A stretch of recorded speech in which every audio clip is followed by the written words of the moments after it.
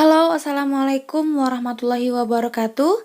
Selamat pagi kepada para mahasiswa yang sudah absen dan juga sudah mengisi atau melihat e-learning. Nah, kali ini kita akan mempelajari tentang konsep identitas nasional. Pada 2 minggu yang lalu atau dalam 1 atau 2 minggu yang lalu, kita sudah mempelajari tentang Pancasila, apa saja nilai-nilai yang terkandung dalam Pancasila, dan juga bagaimana pengamalannya terhadap kehidupan sehari-hari kita. Nah, kali ini kita akan membahas tentang konsep identitas nasional. Oke, apa itu konsep identitas nasional? Identitas nasional itu terdiri dari kata identitas dan kata nasional. Nah, identitas nasional ini nama lainnya seperti identitas kebangsaan. Bagaimana kita terkenal sebagai bangsa Indonesia? Kenapa kita tidak dikenal sebagai bangsa Jepang? Kenapa kita juga tidak dikenal sebagai bangsa Amerika atau bangsa Mesir atau bangsa Turki atau bangsa yang lainnya? Kenapa kita bangsa Indonesia? Nah, itu dikarenakan kata identitas artinya ciri-ciri atau tanda-tanda atau jati diri yang dimiliki seseorang. Jadi kenapa kita orang Indonesia? Karena kita punya tanda-tanda sebagai orang Indonesia. Selanjutnya, nasional adalah merujuk pada bangsa secara menyeluruh. Maksudnya kita secara menyeluruh ini kalau di rata-rata orang Indonesia itu seperti apa? Nah, kita ambil kesimpulannya bahwa ciri-ciri orang Indonesia A, B, C, D sampai berapa ciri-ciri orang Indonesia. Nah, identitas nasional itu jadi diartikan sebagai identitas kebangsaan atau identitas bangsa dalam pengertian politik. Nah, apa saja unsur-unsur pembentuk dari identitas nasional ini? Ada yang pertama unsur suku bangsa, maksudnya kita punya beberapa suku ya, banyak suku di Indonesia. Nah, kumpulan suku-suku itu sudah diidentifikasi sebagai bagian dari Indonesia. Contohnya suku Melayu gitu, suku Jawa, suku Batak, suku apalagi Sunda, suku Kalimantan dan sebagainya. Jadi suku-suku tadi sudah diterima atau memang dinyatakan sebagai bagian dari suku bangsa Indonesia. Yang kedua ada dari unsur pembentuk agama. Agama Indonesia ada berapa? Nah, ada Islam, Kristen, Hindu, Buddha, Protestan gitu kan. Jadi kita punya beberapa agama di Indonesia yang sudah dinyatakan memang bagian dari bangsa Indonesia. Yang kedua, kebudayaan. Kebudayaan itu apa? Kebiasaan. Kebiasaan masyarakat Indonesia itu apa? Seperti kebiasaan dalam makan, kebiasaan dalam menghormati orang tua, kebiasaan dan sebagainya. Itu merupakan dari kebudayaan. Yang terakhir ada unsur bahasa. Bahasa di Indonesia itu banyak. Ada bahasa daerah yang tidak bisa kita hitung. Ada bahasa Indonesia sebagai bahasa negara. Jadi kita menggabungkan 4 unsur ini sebagai ciri-ciri orang Indonesia. Selanjutnya ada pula faktor-faktor pendukung identitas nasional. Apa saja itu? Ada faktor-faktor objektif dan faktor subjektif. Objektif itu artinya faktor yang menjadi faktor utama. Maksudnya faktor objektif ini sudah ada di semua negara-negara. Maksudnya ya tidak ada penentu lain, sisi latar belakang lain. Karena faktor objektif ini pasti dimiliki berbagai negara. Apa saja faktor objektif? Ada geografis, ekologis, dan demografis. Geografis artinya faktor lokasi. Kenapa Indonesia tuh ada Sumatera, ada Jawa, ada Kalimantan, ada Sulawesi, ada Papua. Nah, itu termasuk dalam faktor objektif tadi, ekologis dan demografis.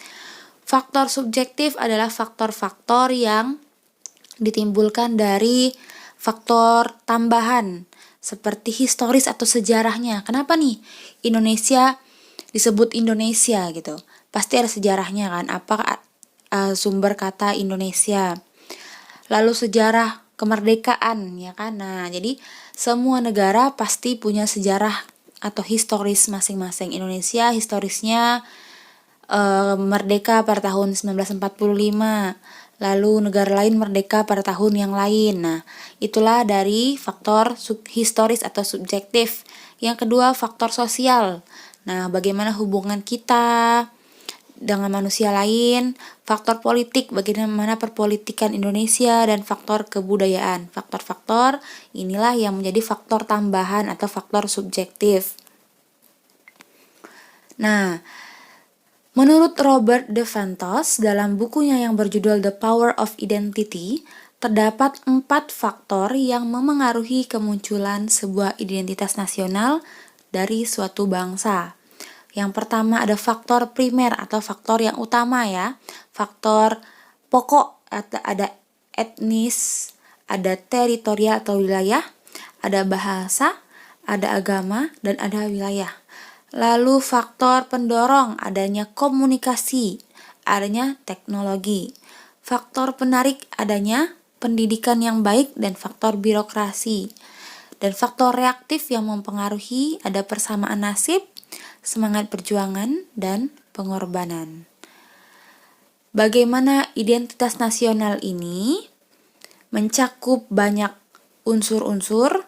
Nah, berdasarkan Undang-Undang Dasar 1945 pada pasal 35 sampai 36C, identitas nasional ini menunjukkan beberapa jati diri. Yang pertama tentang bahasa nasional kita adalah bahasa Indonesia.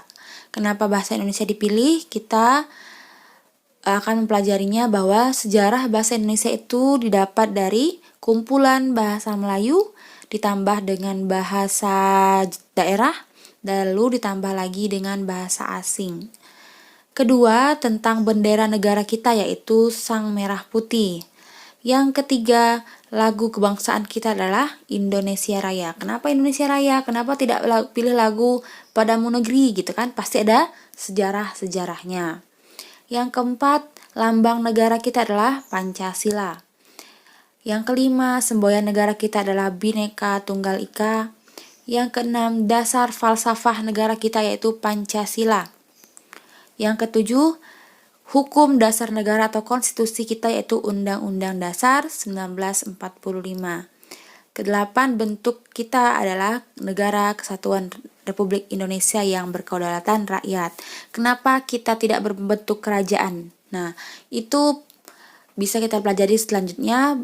Ada pula sejarah-sejarah kenapa kita berbentuk negara kesatuan.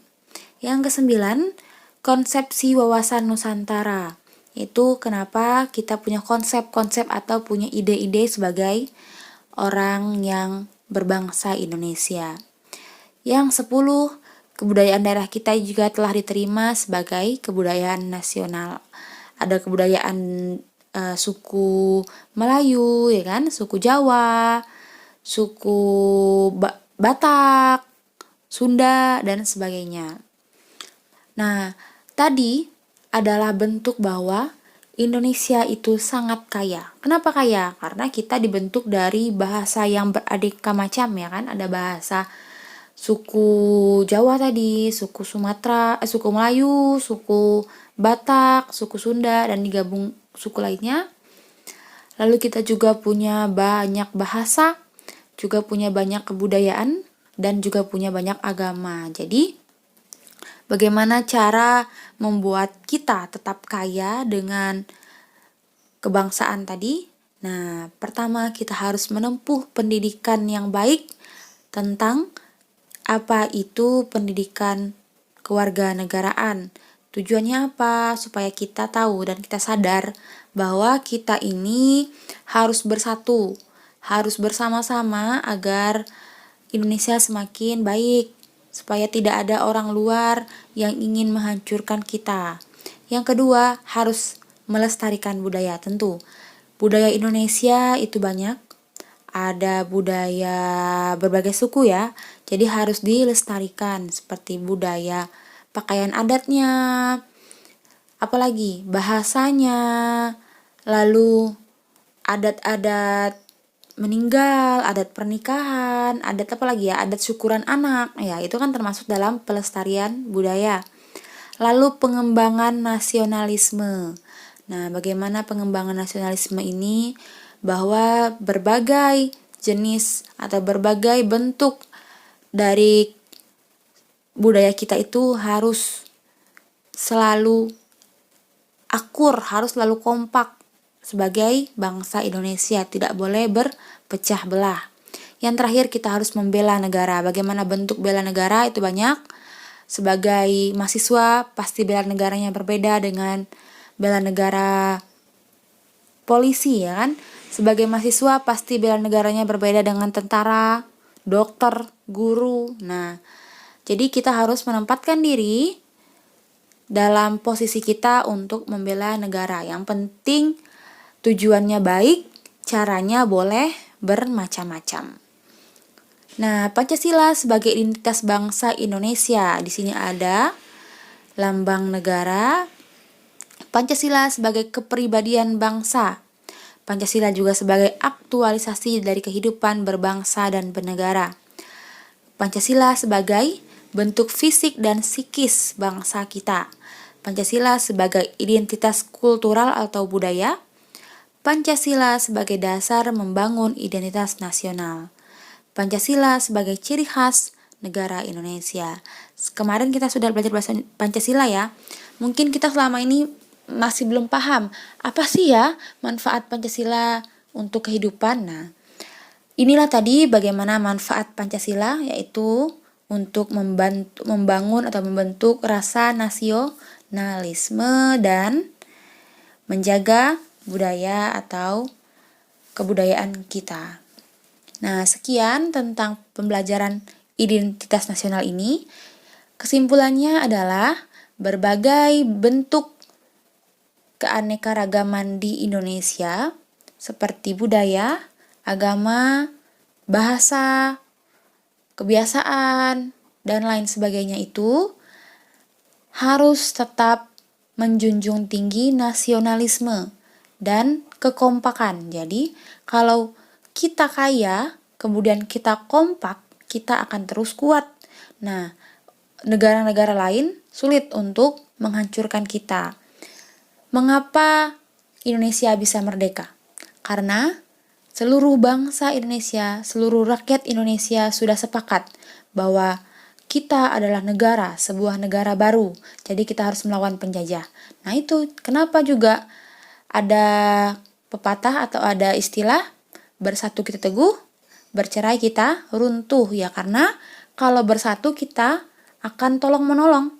Kalau kita nggak kompak, kita akan saling bermusuhan. Jadi musuh atau jadi lawan-lawan kita mudah menghancurkan kita. Nah, sekian perkuliahan kita hari ini tentang identitas nasional. Tugas akan disampaikan setelah video ini berupa petunjuk di dalam Word. Silakan kerjakan sebaik mungkin.